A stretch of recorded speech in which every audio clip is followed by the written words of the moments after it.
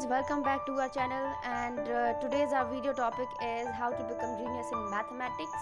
और या फिर आप बोल सकते हो कि मैथमेटिक्स के फियर को कैसे ओवरकम करें। तो स्टूडेंट्स के लिए जो है ये मेरे पर्सनल एक्सपीरियंस से है, तो आई थिंक ये बहुत ज़्यादा आपके लिए हेल्पफुल होगा। सी फर्स्टली मैं आपको एक चीज़ बताने वाली हूँ, ये एश्योर करिएगा कि ऐसा नहीं होता कि कोई मैजिकल फॉर्मूला किसी के पास होता है या फिर कुछ इस टाइप की टिप्स होती हैं कि वो तुरंत करके उस चीज़ को एक ओवरनाइट में जो है वो उस चीज़ का जीनियस बन जाए। ऐसा बिल्कुल भी नहीं होता है ना। सभी भले ही वो टॉपर्स हों या कोई भी हों, कई बार अपन को टॉपर्स को लेकर ऐसा लगता है कि यार इन लोग के पास ना बहुत अच्छी ट्रिक्स होने वाली है, उनके पास बहुत सारी टिप्स होंगी या फिर अच्छा कोई फॉर्मूला है या फिर ऑलरेडी लोग पहले से ही जीनियस है, तो इसलिए उन लोग मैथ्स में जो है इतने अच्छे मार्क्स आते हैं। कई लोग इसको अग्री भी करेंगे, अभी भी अग्री करेंगे, लेकिन ऐसा कुछ नहीं होता है। ट्रस्ट में हर एक इंसान को जो है हर बार प्रैक्टिस करना होता है। अगर वो पर्टिकुलरली मेरी बात हो या किसी ही एक पर्टिकुलर पर्सन किसी की भी बात हो, अगर आप उस चीज़ को जो मैं बोलने वाली हूँ अभी अगर आप उसको इम्प्लीमेंट करोगे तो आप उसका रिजल्ट ज़रूर देखेंगे और बहुत ही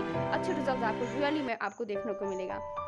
तो सबसे पहले जो है आपको इस पे अगर अच्छा होना है सब्जेक्ट में, तो जो मैं कह रही हूँ उसको ध्यान से पहली बात सुनना। सी फर्स्टली मैं जो बताने वाली हूँ ये कुछ टिप्स हैं, 5 टिप्स हैं जो आपको हेल्पफुल करेंगी, लेकिन आपको उसको इम्प्लीमेंट करना है। ठीक है, आप ऐसे नहीं कि बस आपने सुन लिया और फिर बस निकल गए, क्योंकि थोड़ा सा बोरिंग हो सकती है प्रोसेस। बोरिंग इसलिए क्योंकि उसको मैथ्स जो है उसको टाइम की रिक्वायरमेंट होती है, भाई आपको टाइम देना होता है। ठीक है, अगर आप टाइम ही नहीं दोगे तो आप उसको एक्सपेक्ट नहीं कर सकते हो कि मेरे को बहुत अच्छे से रिजल्ट मिलने वाले हैं। ठीक है, तो आपको उस चीज़ का ध्यान रखना है। Okay, first let's get started. My first जो टिप है that is the theory and the concept building. आपको इस चीज़ में वर्क करना है, आपको ट्राई करना है। सबसे पहले क्या करना है, देखो आपको बुक खोलना है। बुक के स्टार्टिंग पे जो थ्योरेटिकल पोर्शन दिया होता है ना, बिफोर दी एग्जाम्पल्स, उसके पहले जो भी थ्योरेटिकल पोर्शन होता है just try to read out. पहले जो उसको रीडिंग देना, थॉरो रीडिंग देना। ठीक है, वहाँ पास जो होता है कई चीज़ अपनी क्लियर हो जाती हैं कि बहुत सारे टर्म्स न्यू आते हैं, तो उससे आप बहुत ही क्लियर हो जाते हो आप। ठीक है ना, before going to any coaching any school का कोई भी क्लास अटेंड करने से पहले ये ज़रूर ध्यान रखना है कि आपको सबसे पहले तो अपनी बुक का थ्योरी पढ़ के जाना है। ठीक है, आपने वो पढ़ा, थ्योरी पढ़ा। अब क्या हुआ, फर्स्ट टाइम रीडिंग में ये हुआ। सेकेंडली जब आपको उसी को रीड करना है, थ्योरी रीडिंग करना फर्स्ट टाइम में, ताकि आपके पास दोबारा पढ़ने के लिए, क्योंकि सेकंड टाइम जो होगा वो माइंड में जो है वर्ड्स रहेंगे जो आप फर्स्ट टाइम ऑलरेडी पढ़ चुके हो।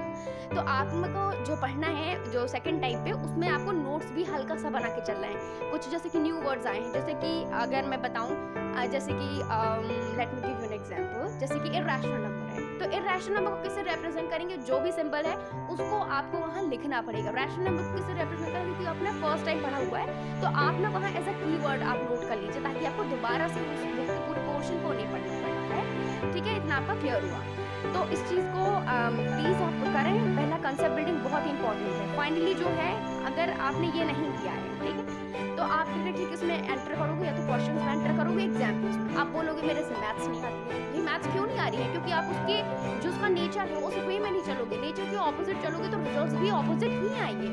आप एक्सपेक्ट मत करो कि आप बहुत अच्छा रिजल्ट आपके पास आएगा, क्योंकि आप नेचर के अकॉर्डिंग नहीं कर रहे हो, तो आंसर्स भी वैसे नहीं आएंगे आपके। ठीक है, तो ये अगर आपका इतना क्लियर हुआ, फिर नेक्स्ट जो आपको मूव करना है that is towards the example की टूवर्ड्स जो है आपको मूव करना है, ताकि आप अपना देख सके कि आपने थ्योरेटिकली कितना कवर किया हुआ है, आपका कितना क्लियर हो चुका है। तो जो सेकेंडली मेरी टिप है that is try to solve the problems firstly by yourself and then refer to its solution if feeling any difficulty.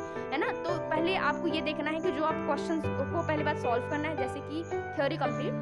अब आपको किस में अटैक करना है, डायरेक्टली जाके आपको जो भी आपके सॉल्यूशंस होते हैं, मतलब कि जो पहले एग्जांपल्स भी होते हैं ना एक्सरसाइज से पहले, आपको उस पर जाके जो है आपको सॉल्व करना है क्वेश्चन को। नाउ ऐसा होता है कि अपन ने एक बार लिखा, सॉल्यूशंस की तरफ तुरंत सॉल्यूशन नहीं देखना है फर्स्ट टाइम में, आपको उसको ट्राई करना है। ये अपना ह्यूमन नेचर है कि अपन लोग ट्राई बिल्कुल नहीं करना चाहते हैं। सारे आंसर्स आपके माइंड में ही हैं, बस आपको थोड़ा सा उसको प्रेशराइज करना है। ठीक है, तो please try to do that कि आप सबसे पहले जो है आंसर्स की तरफ ना भागे, अपने दिमाग का यूज़ करें और प्रैक्टिस। आपको जैसे कि आपने देखा कि मेरे को ये क्वेश्चन समझ में नहीं आया, तो क्वेश्चन के जो भी की टर्म्स हैं, जो भी न्यू वर्ड्स इंट्रोड्यूस हुए हैं, वो जो आपने थ्योरी से आपने जो नोट्स बनाए थे ना, तो उस पर रेफर करिए आप। हो सकता है वहाँ से आपको कोई हेल्प मिल जाए, और ऑब्वियस सी बात है वहीं से ही आपको हेल्प मिलेगी अगर आपने अच्छे नोट्स बनाए हुए हैं। ठीक है, तो उन नोट्स में आपको वो सारी प्रॉब्लम्स का सोल्यूशन मिल जाएगा, जो कि एल्गोरिथम, जो भी आपने वापस फॉर्मूला जो भी था सारा कुछ आपको वहाँ से हेल्प मिलेगी। और फिर आप उस क्वेश्चन को खुद से बनाने की कोशिश करिए, तो वो आंसर जो आपका एकदम परफेक्ट आंसर आएगा। ट्रस्ट मी, अगर आप खुद से करते हैं ऐसा तो बिल्कुल ऐसा होगा। Please do that. और मैं आप प्रीटी श्योर हूँ इस चीज़ के बारे में, अगर आप ऐसा करेंगे तो आपको कोई प्रॉब्लम भी, कभी भी प्रॉब्लम नहीं आएगी। अगर आप थ्योरी वाला कंसेप्ट ऐसा है, स्टार्टिंग में बहुत बोर्ड फील कर सकते हो, लेकिन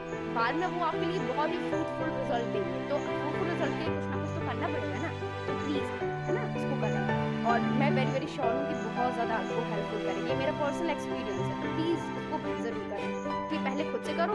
और दूसरा आता है आपका, आप थियोरेटिकल पोर्शंस पे जाओ, ठीक है।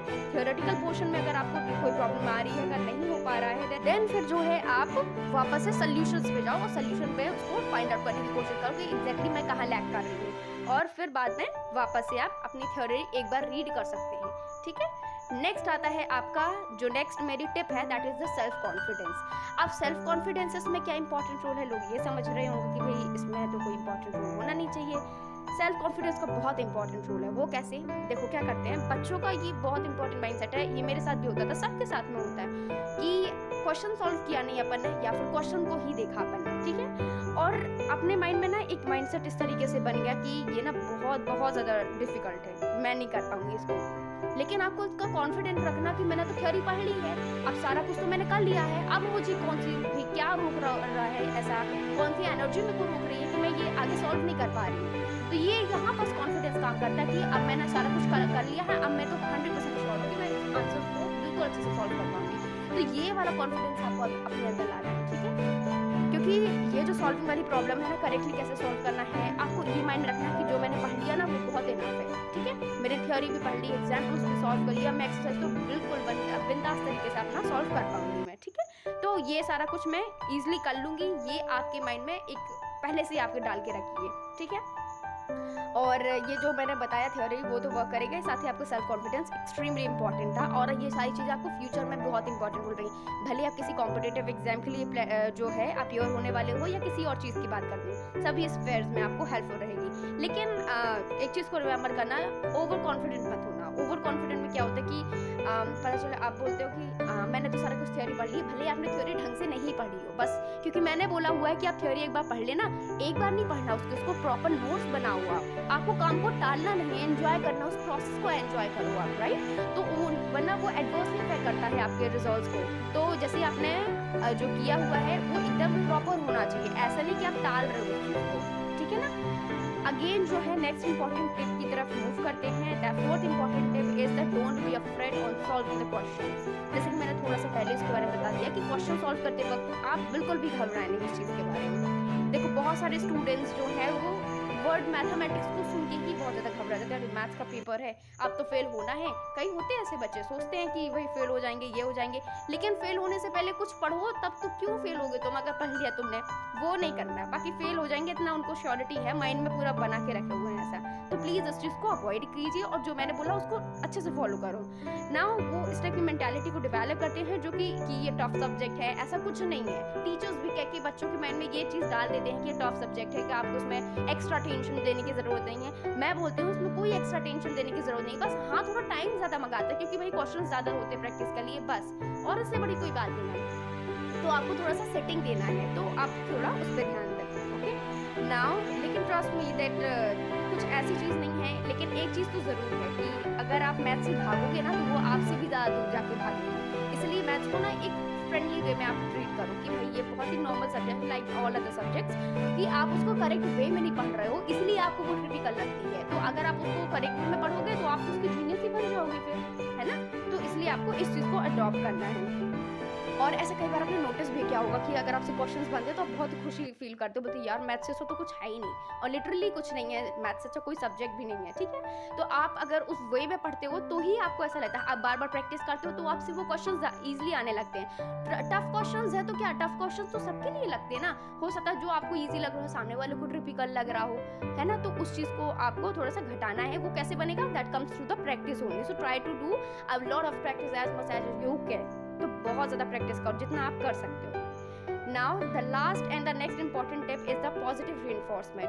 सी पॉजिटिव रीइंफोर्समेंट जो है एक्सट्रीमली इंपॉर्टेंट है इधर, आपको बताइए क्योंकि जो वर्स्ट फियर है आपका स्टूडेंट्स का क्या होता है कि यार अब क्या होगा, एग्जाम आ गए हैं, अब एग्जाम है मैथ्स का। पढ़ने से ज़्यादा टेंशन इस बात का होता है कि मैथ्स में कम मार्क्स आएंगे तो क्या होगा, फ्रेंड्स क्या बोलेंगे, पेरेंट्स क्या बोलेंगे।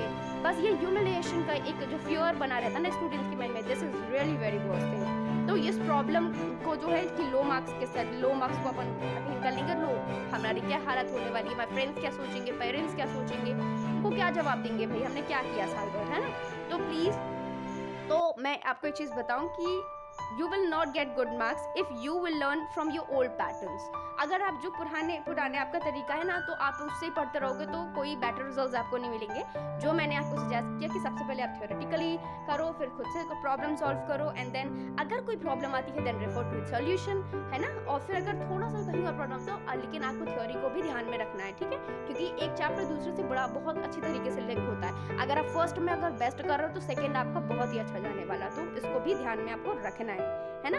आपके धीरे धीरे मार्क्स किस तरीके से अपग्रेड हो जाएंगे, एकदम से देखो कोई रिजल्ट नहीं आते हैं, ठीक है।